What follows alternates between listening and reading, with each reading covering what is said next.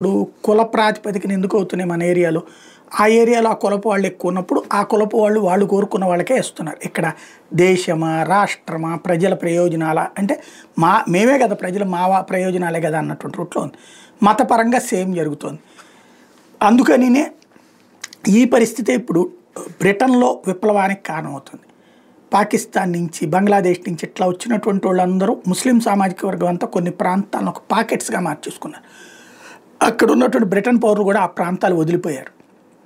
చివరికి అక్కడ పూర్తిగా వాళ్ళదే అయింది. ఆ ఏరియాలో అట్లా వాళ్ళు వాళ్ళ బంధువుల్ని, వాళ్ళ స్నేహితులను వాళ్ళందరిని అక్కడికి తీసుకొచ్చుకునేటప్పటికి కొన్ని కార్పొరేషన్స్ పూర్తిగా అంటే కొన్ని నగరాలు వాళ్ళ చేతుల్లోకి వెళ్ళిపోయినాయి. ఇదే ఇప్పుడు బ్రిటన్ పౌరులు ప్రశ్నిస్తోంది. చివరికి అక్కడ కనీసం బ్రిటన్ వాళ్ళకి ఎలక్షన్‌లో పోటీ చేస్తుంటే వెళ్ళి ప్రచారం చేసుకోవడానికి కూడా వీళ్ళే ఉండవు. ఒక్క ఓటు కూడా పడనటువంటి ప్రాంతాలు అవుతున్నాయి. అసలు బ్రిటన్ పౌరులు కానటువంటి వాళ్ళు కామన్వెల్త్ పేరుతో ఇక్కడికొచ్చి ఇక్కడ ఓటు హక్కు ఎట్లా పొందుతారు? అంటే బ్రిటన్ నగరాలు బ్రిటన్ పౌరుల చేతుల్లో లేకుండా పోతున్నాయి అంటూ ఆ ప్రాంతాల్లో ఉద్యమాలు ప్రారంభమైనటువంటి అంశం తాజాగా కలకలం రేపుతోంది.